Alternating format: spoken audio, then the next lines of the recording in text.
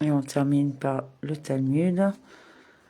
Donc, nous sommes DAF 45A et c'est la section Souka.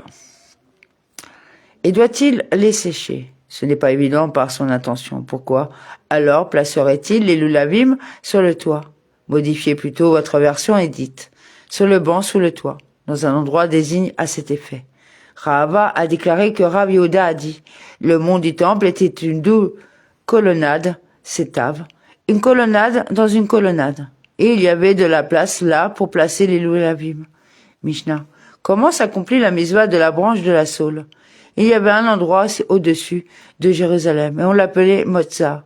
Il y descendait et ramassait des branches de saule. Murbi Yot. Il venait alors les placer debout sur les côtés de l'autel. Et le sommet des branches était incliné sur le dessus de l'autel. Ils ont ensuite fait retentir un tekiah, un simple souffle ininterrompu. On fait retentir un terroir, un son brisé et une série de courtes coups saccadés. Et on fait retentir une autre tekiah.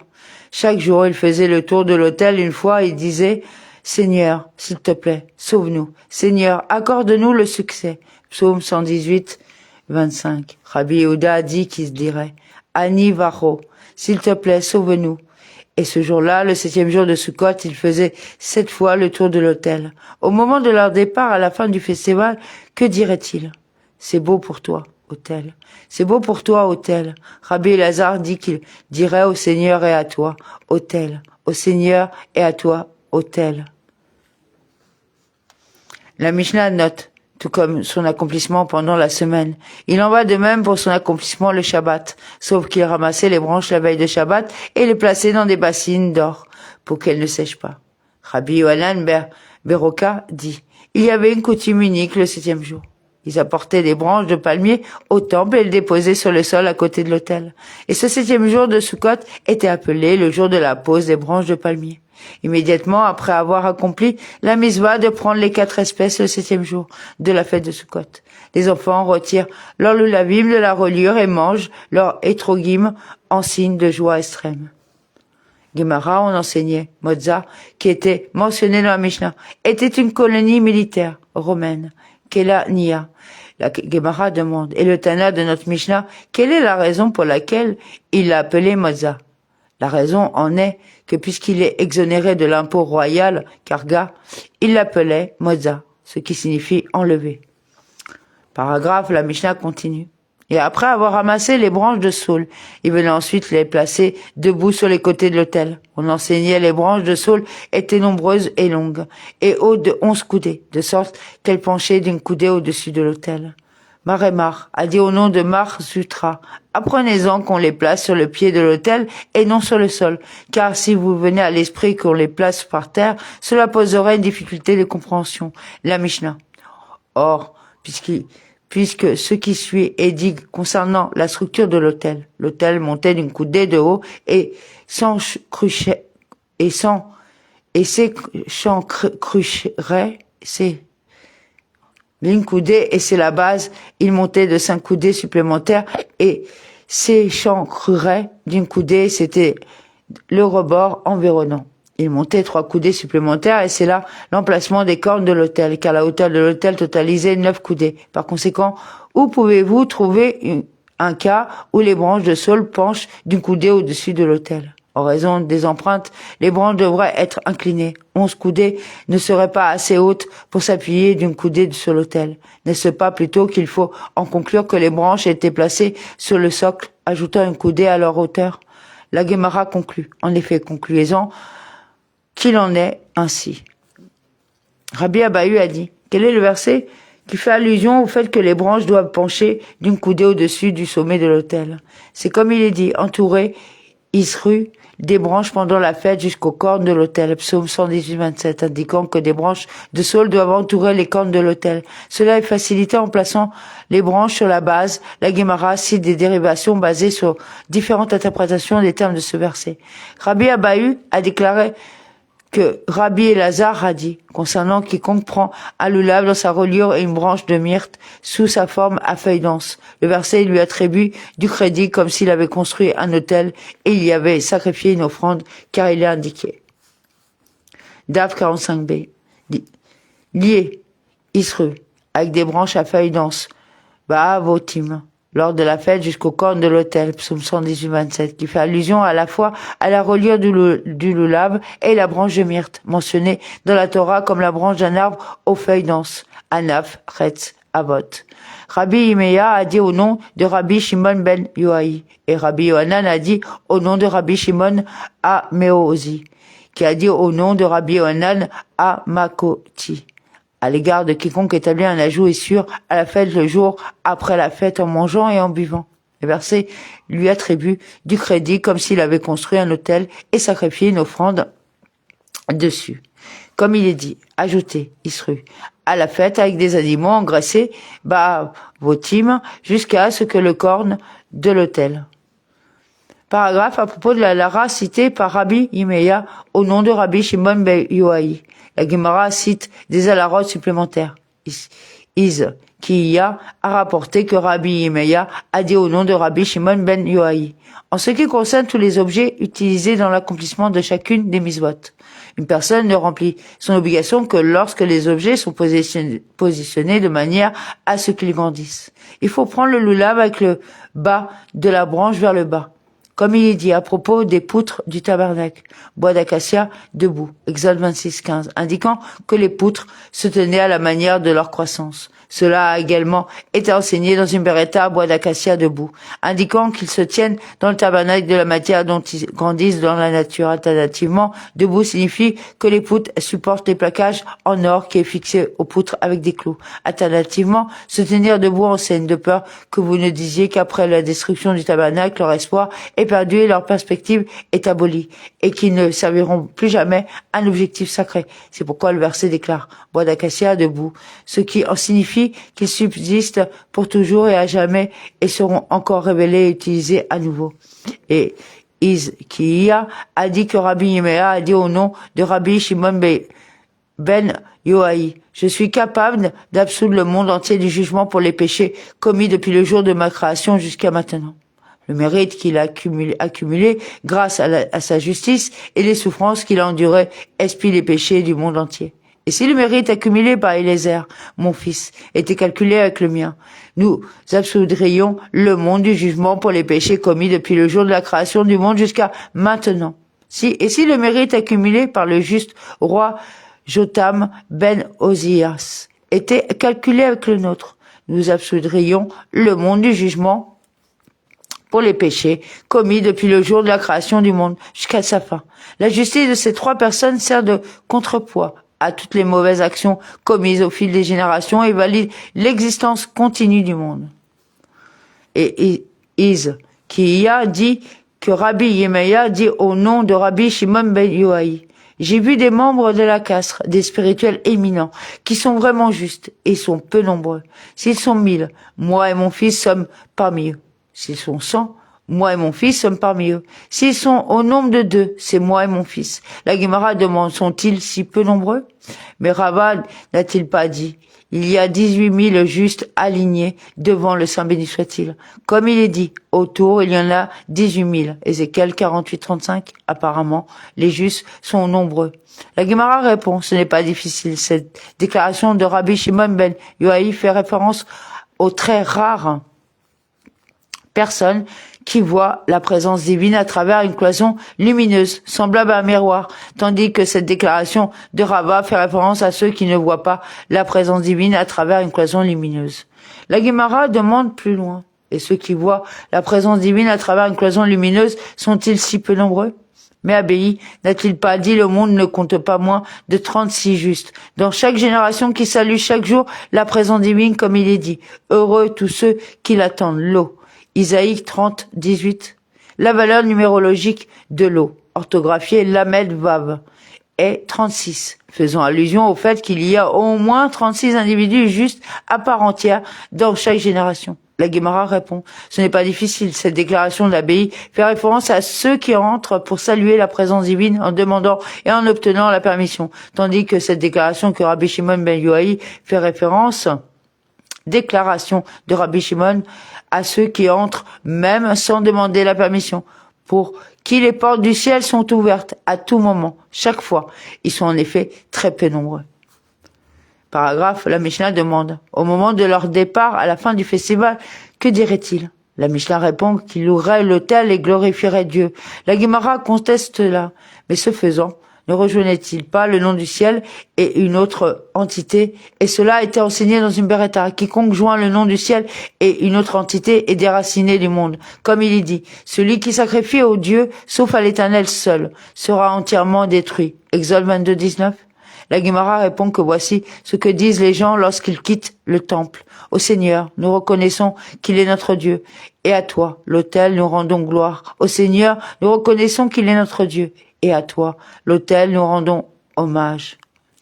La louange à Dieu et la louange à l'autel sont clairement distinctes. Paragraphe, la Mishnah continue. Tout comme son exécution pendant la semaine, son exécution le jour du Shabbat l'est également. Et selon Rabbi Yohanan ben Beroka, le 7e jour de la fête, ils apportaient des branches de palmier au temple. Ravuna a dit, quelle est la justification de l'opinion du rabbin Yohanan ben Beroka? C'est comme il est écrit. Et vous prendrez pour vous le premier jour de la fruit d'un bel arbre, 2 branches de dattier. Lévitique 23-40. Les branches au pluriel indiquent que 2 branches doivent être prises, une pour le lulav et une pour le placement autour de l'autel. Et les rabbins disent, bien que le mot soit vocalisé au pluriel selon la tradition, il s'écrit capote, sans la lettre vav. Par conséquent, il est interprété comme s'il était écrit kappa, indiquant qu'une seule branche de palmier doit être prise. Rabbi Lévi dit, la justification de l'opinion de Rabbi Yohanan ben Beroka n'est pas basée sur un verset. Il s'agit plutôt d'une coutume qui s'est développée pour exprimer l'éloge du peuple juif, en le comparant à un palmier dattier. Tout comme le palmier dattier n'a qu'un seul cœur, et que les branches ne poussent pas à partir de son tronc, mais que le tronc s'élève et que les branches n'émergent qu'au sommet. De même, le peuple juif n'a qu'un seul cœur tourné vers son Père céleste. Paragraphe, Rabbi Yehuda a dit que Shmuel a dit. La bénédiction de la Mizvah de Lulav est récitée pendant 7 jours et la bénédiction de la Mizvah de Souka est récitée un jour. Quelle est la justification de cette distinction? Il est écrit explicitement dans la Torah que la Mizvah de s'asseoir dans la Souka s'applique tous les 7 jours. La Gemara explique, en ce qui concerne le Lulav, où les nuits sont distinctes des jours. Comme le Mizvah du Lulav n'est pas en vigueur la nuit. Chaque jour est une Mizvah en soi. Une bénédiction distincte est récitée pour chaque Mizvah, cependant, en ce qui concerne la Souka, où les nuits ne sont pas distinctes des jours, puisque la Mizvah de Souka est en vigueur la nuit comme elle est pendant le jour. Le statut juridique des 7 jours de la fête est comme celui d'un seul longue journée. Mais Rabba Bar Anna a dit que Rabbi Yohanan a dit la bénédiction de la Mizvah de Souka est récitée 7 jours et la bénédiction de la Mizvah du Lulav est récitée un jour. Quelle est la justification de cette distinction? La Gemara explique la Mizvah de Souka est une Mizvah selon la loi de la Torah tous les 7 jours de la fête. Une bénédiction est donc récitée pendant 7 jours. Cependant, la Mizvah du Lulav, autre que celle du premier jour, est une Mizvah selon la loi rabbinique car les sages ont institué une ordonnance pour prendre le Lulav pendant les 7 jours pour commémorer la pratique dans le temple. Il suffit donc de réciter la bénédiction un jour le premier jour. Lorsque Rava va d'Eretz Israël en Babylonie, il dit que Rabbi Yohanan avait dit, on récite une bénédiction sur ceci, la Mizvah de Souka, et sur cela, la Mizvah de Lulav, tous les 7 jours. Rav Yosef a dit, prenez la déclaration de Rabba Barba Anna dans votre main, comme tous les Amoraïm qui ont transmis les déclarations de Rabbi Yohanan le tiennent conformément à son opinion sur les questions liées à la Souka. La Gemara soulève une objection basée sur une Beretta. Tav 46a, celui qui prépare un lulav pour lui-même, mais pas celui qui prépare pour les autres. Récite, en le préparant la veille de la fête, bienheureux, qui nous a donné la vie, nous a soutenu et nous a amenés à cette époque. Lorsqu'il le prend pendant la fête, afin de remplir son obligation, il dit « bienheureux », qui nous a sanctifiés par ses mitzvot, et nous a ordonné de prendre la lulav, et même s'il a récité la bénédiction sur le lulav le premier jour de la fête. Il répète et récite la bénédiction sur le lulav tous les 7 jours lorsqu'il accomplit la mitzvah. Celui qui établit le souka pour lui-même récite « bienheureux », qui nous a donné la vie, nous a soutenus et nous a amenés à cette époque. Lorsqu'il entre pour s'asseoir dans la souka, il récite « bienheureux », qui nous a sanctifiés par ses mitzvot et nous a ordonné de résider dans la souka. Et une fois qu'il a récité la bénédiction le premier jour, il ne la récite plus les autres jours car les 7 jours sont considérés comme une seule unité. Or, la lara, citée dans cette beretta, selon laquelle la bénédiction du lulav est récitée tous les 7 jours, est difficile. Cela contredit la lara déclarée par Rabba Barba Anna au nom de Rabbi Yohanan, selon laquelle la bénédiction du lulav n'est récitée que le premier jour. La lara, citée dans cette beretta, selon laquelle la bénédiction sur la souka n'est récitée que le premier jour, est également difficile.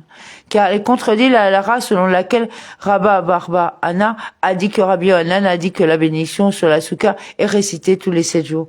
La Gemara continue. Certes, la contradiction entre la lara concernant le lulav dans la beretta et la lara concernant le lulav énoncé au nom de Rabbi Yohanan n'est pas difficile. Ici, dans la beretta où la lara consiste à réciter les bénédictions chaque jour, elle fait référence à un moment où le temple existe, où la misva du lulav est accomplie tous les 7 jours. Là où, dans le cas de la déclaration de Rabbi Yohanan, selon laquelle la bénédiction n'est récitée que le premier jour.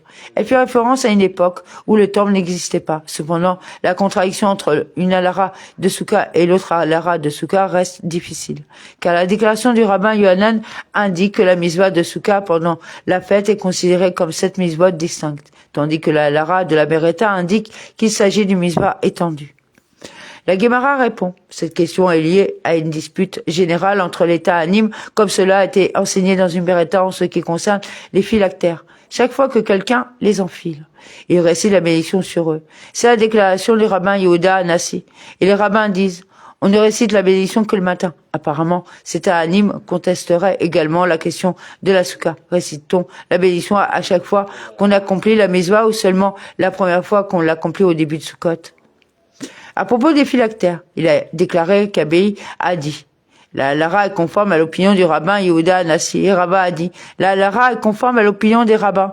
Rab Marie, la fille de Shmuel, a déclaré j'ai observé Rabba qui n'agissait pas conformément à sa propre alara et ne récitait la bénédiction sur les phylactères qu'une seule fois. Au contraire, il se lève tôt, entre dans la salle de bain, en sort, se lave les mains, revêt des phylactères et récite la bénédiction. Et quand il a besoin d'y aller, une autre fois, il entre dans la salle de bain, en sort, se lave les mains, puis enfile des phylactères et récite ensuite la bénédiction. Et nous aussi, dans le cas de la souka, agissons conformément à l'opinion de Rabbi Yehuda Anassi et récitons la bénédiction tous les 7 jours. Mar Sutra a dit, j'ai observé Rav Papi, qui récitait la bénédiction chaque fois qu'il enfilait des phylactères. Les sages de l'école de Rav Ashi récitaient la bénédiction à chaque fois qu'ils touchaient les phylactères qu'ils portaient. Paragraphe, Rav Yehuda a dit, Shmuel a dit, la bénédiction sur la mitzvah du lulav est récitée tous les 7 jours de la fête. Et Rabbi Yehoshua ben Levi dit, le premier jour, il y a la mitzvah du lulav, selon la loi de la Torah, et on récite une bénédiction. À partir de ce moment-là, c'est une mitzvah des anciens, une ordonnance rabbinique pour commémorer le temple. Il n'est pas nécessaire de réciter une bénédiction. Rabbi Israq a dit, chaque jour de Sukkot est une mitzvah des anciens. La Gemara se demande, même le premier jour, mais nous soutenons pas que le premier jour de la mitzvah du lulav relève de la loi de la Torah. La Gemara modifie la citation. Dites que Rabbi Israq a dit chaque jour de Sukkot sauf le premier jour. La Gemara demande si tel est le cas, cette opinion est la même que celle de Rabbi Yehoshua ben Levi. Mais il semble en désaccord. La Gemara répond modifiée, la citation est dite. Et de même de Rabbi Israq, en accord avec Rabbi Yehoshua ben Levi. La Gemara note, et Rav a également soutenu que la bénédiction sur la mitzvah du lulav est récitée tous les 7 jours, et que l'on récite la bénédiction même les 6 jours où la mitzvah est selon la loi rabbinique, comme le rabbin Iya Bar Ashi a dit que Rabbi a dit. Celui qui allume une lumière de Hanouka doit réciter une bénédiction. Rabbi Yemeya a dit, celui qui voit une lumière de Hanouka allumée doit réciter une bénédiction. Quelle bénédiction récite-t-on? Rabbi Yehuda a dit, le premier jour de Hanouka, celui qui allume récite 3 bénédictions, puis allume la lumière de Hanouka. On a accompli des miracles. Et la bénédiction du temps. Celui qui voit des lumières allumées récite 2 bénédictions. À partir de ce moment, à partir du 2e jour de Hanouka, celui qui allume récite 2 bénédictions, et celui qui voit récite une bénédiction. La Gemara demande, et quelle est la première bénédiction qu'on récite? Il récite bienheureux, qui nous a sanctifiés par ses mitzvot et nous a ordonné d'allumer la lumière de Hanouka. La Gemara demande, et où nous a-t-il commandé La mitzvah de Hanouka n'est pas mentionnée dans la Torah, alors que comment peut-on dire qu'elle nous a été commandée par Dieu? La Gemara répond, l'obligation de réciter cette bénédiction découle du verset « Vous ne vous détournerez pas de la sentence qui vous diront, ni à droite, ni à gauche » de Deutéronome 17:11. De ce verset découle la mitzvah qui incombe à tous les Juifs de tenir compte des déclarations et des décrets des sages.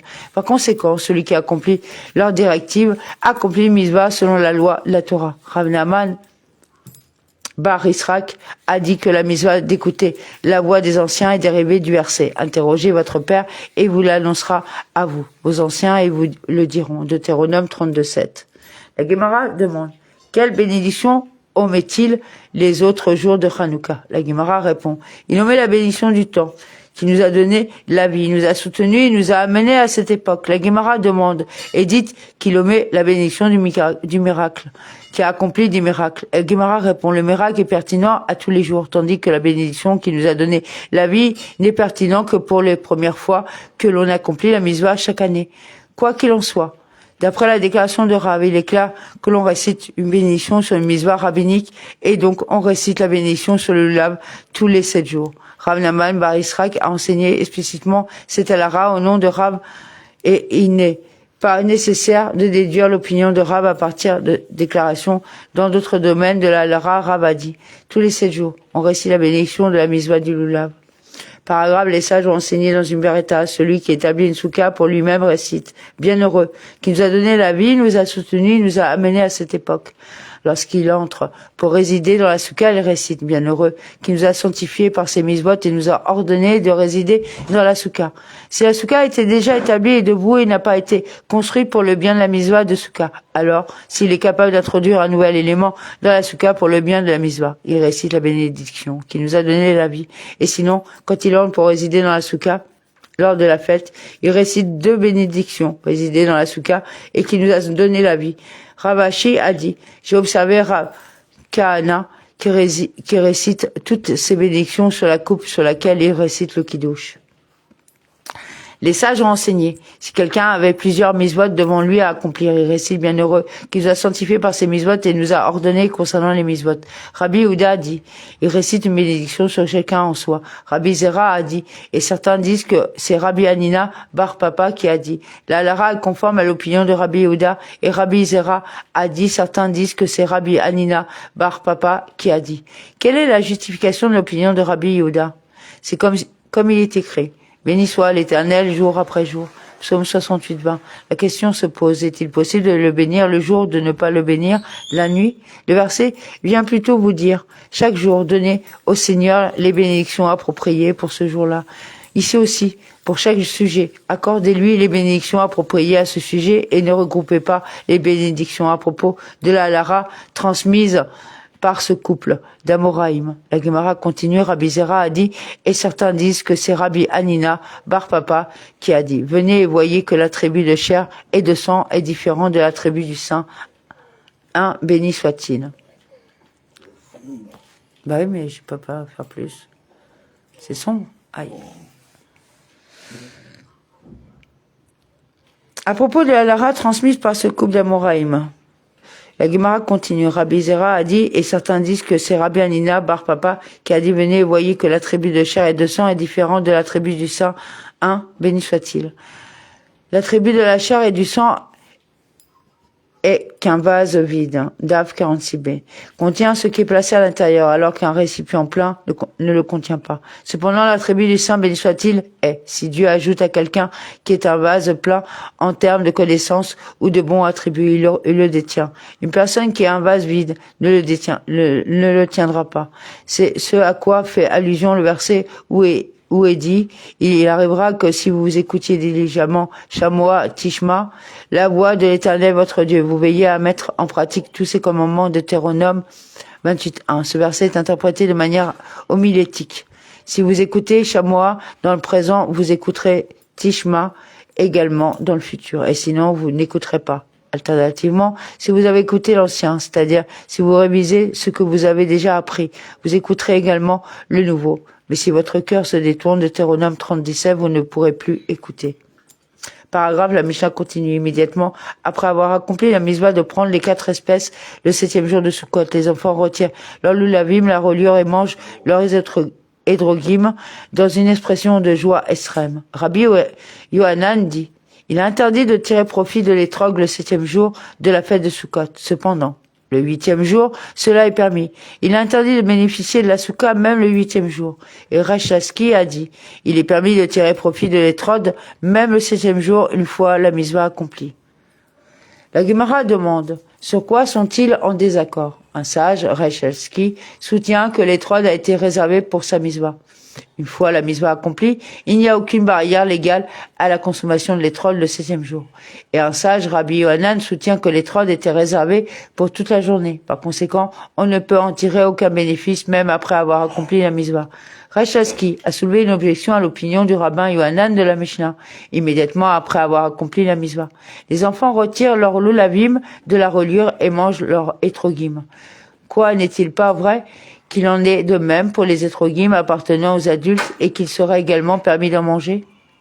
Apparemment, il est permis de tirer profit de l'étrog immédiatement après l'accomplissement de la mitzvah. Le rabbin Yohanan a rejeté cela. Non, la Mishnah fait spécifiquement référence aux enfants, qui ne sont pas obligés par la loi de la Torah d'accomplir la mitzvah. Cependant, les étrogim appartenant aux adultes étaient réservés pour toute la journée. Certains parlent d'une autre version de l'échange entre le rabbin Yohanan et Rachaski. Le rabbin Yohanan a soulevé une objection à l'opinion de Rachaski de la Mishnah. Immédiatement après avoir accompli la mitzvah, les enfants retirent leur lulavim de la reliure et mangent leur étrogim. On peut conclure par déduction les étrogim appartenant aux enfants, oui, ils peuvent être mangés. Les étrogim appartenant aux adultes, non, ils ne peuvent être consommés qu'à la fin du festival. Rachaski a répondu, la même chose est vraie pour les étrogim appartenant aux adultes, c'est-à-dire qu'il serait également permis de les manger, et la raison pour laquelle la Mishnah enseigne spécifiquement sur les étrogim appartenant aux enfants, elle est qu'elle enseigne la manière dont les étrogim appartiennent aux enfants. Cela se produit généralement parce que les enfants s'amusent en mangeant de l'étrogim. Rav Papa dit à Abei, d'après Rabbi Yohanan, qui soutient qu'un objet réservé pour une mitzvah est réservé pour toute la journée. Qu'est-ce qui est différent par rapport à une soukha telle qu'elle est interdite même le 8e jour? Et qu'est-ce qui est différent par rapport à un étrog?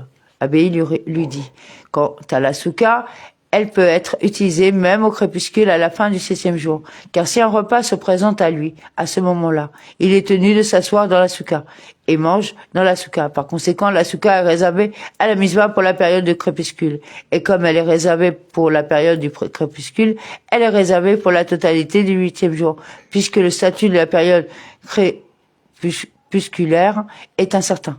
Il peut s'agir du soir du 8e jour et une fois réservé au début potentiel du 8e jour, il est réservé pour la totalité du 8e jour. Cependant, s'agissant d'un étrog qui, une fois la mitzvah accomplie, ne peut pas être utilisé au crépuscule, il n'est pas mis de côté pendant la période du crépuscule. Puisqu'il n'a pas été mis de côté à ce moment-là, il n'est pas mis de côté pendant tout le 8e jour. Et Lévi dit, il est interdit d'utiliser l'étrog même le 8e jour. Le père de Shmuel a dit, il est interdit d'utiliser l'étrog le 7e jour. Il est permis le 8e jour. La Gemara note qu'en fin de compte, le père de Shmuel a reconsidéré son opinion et a assumé l'opinion de Lévi, Rabbi Zera. Cependant, partager l'opinion du père de Shmuel, comme le disait Rabbi Zera. En ce qui concerne un étrog rendu impropre, pour quelque raison que ce soit, il est interdit d'en manger pendant les 7 jours, car il y a été réservé pour la mitzvah, jusqu'à la fin du festival. Le Rabbi Zera a dit, nul ne doit transférer la propriété des 4 espèces à un enfant par le biais d'un cadeau le premier jour de la fête. Quelle est la justification de cette halara? Cela est dû au fait qu'en matière d'acquisition, un enfant est capable d'acquérir des objets. Cependant, en ce qui concerne le transfert de propriété, il n'est pas en mesure de transférer la propriété à autrui. En d'autres termes, un enfant est légalement en mesure d'acquérir un objet qui lui est donné, mais il n'a pas la connaissance juridique nécessaire pour transférer la propriété d'un objet à un autre. Dans ce cas, si un adulte donne à l'enfant les 4 espèces en cadeau avant d'avoir accompli lui-même la mitzvah, l'enfant ne pourra pas effectuer le transfert de propriété à l'adulte. Et dans ce cas, il en résultera une situation où l'adulte cherchera à remplir son obligation avec un lulav qui n'est pas le sien. Et Rabbi Zera a dit, on ne devrait pas dire à un enfant, je vais te donner quelque chose, et ensuite ne pas le lui donner, car il vient ainsi lui apprendre à mentir. Comme il dit, ils ont appris à leur langue à dire des mensonges. Jérémie 9,4. Il ne faut pas habituer un enfant à ne pas honorer ses engagements.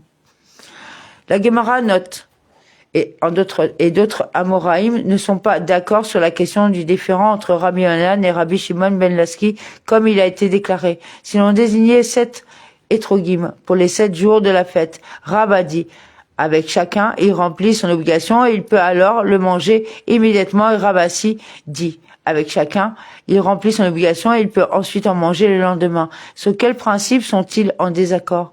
Un sage Rav soutient l'étrog a été réservé pour la misva une fois la misva accomplie. Il n'est plus interdit d'en tirer profit. L'autre sage Rabassi soutient. Il a été réservé pour toute la journée. Bénéficier de l'étrog reste interdit jusqu'à la fin de la journée, même après avoir accompli la misva. La Gemara demande, et nous qui vivons en dehors des restes d'Israël, qui avons 2 jours de fête en raison de l'incertitude quant à savoir si le 8e jour est réellement le 7e jour de Sukkot, comment pouvons-nous agir pour tirer profit des 4 espèces? Abéi a dit, le 8e jour pour lequel il existe une incertitude quant à savoir s'il s'agit peut-être du 7e jour est interdit, car en raison de cette incertitude, le jour conserve le caractère sacré de Sukkot. Cependant, le 9e jour, au sujet duquel il y a une incertitude car il pourrait s'agir du 8e jour. Cela est certainement permis, Marémar a dit. Même le 8e jour pour lequel il y a une incertitude quant à savoir si ce pourrait être le 7e jour, cela est permis, puisque c'est aussi le premier jour du 8e jour de l'assemblée. Aucun vertige du caractère sacré de la fête de Sukkot n'y est attaché.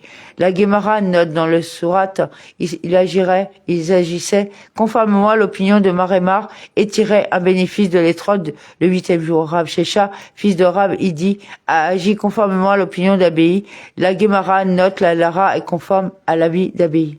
Paragraphe à propos du 8e jour de rassemblement dans la diaspora, la Gemara note, Rav Yehuda, fils de Rav Shmuel Bar Shela, a dit au nom de Rav, en dehors des restes d'Israël, le 8e jour à propos duquel il y a une incertitude quant au fait que ce pourrait être le 7e jour de Sukkot, son statut est comme celui du 7e jour en ce qui concerne la misva de Sukkot et comme celui du 8e jour en ce qui concerne la bénédiction, c'est-à-dire dans la grâce après le repas, dans le kiddush et dans la prière d'Amida. Le 8e jour de l'assemblée est mentionné. Rabbi Yohanan a dit, son statut est comme celui du 8e jour à la fois en ce qui concerne ceci, du 8e jour à la fois en ce qui concerne ceci. La misva de Souka, et en ce qui concerne cela, la bénédiction. La Gemara explique, tout le monde, même Rabbi Yohanan, est d'accord sur le fait que nous résidons dans la Souka le 8e jour, au sujet duquel il existe une incertitude quant au fait que ce pourrait être le 7e jour. Quand ils ne sont pas d'accord, c'est, on finira demain, ou je continue juste le paragraphe.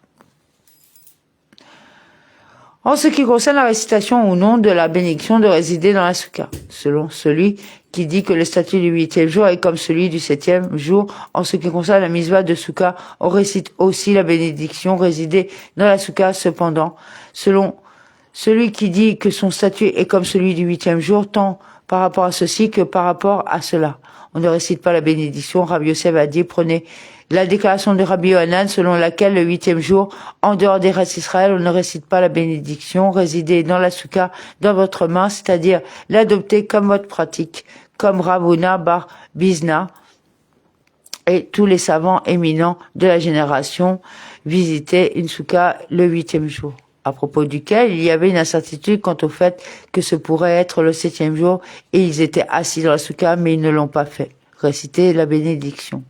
Et on continuera demain le DAF 47A. Merci, Toda Rabba, bonne soirée.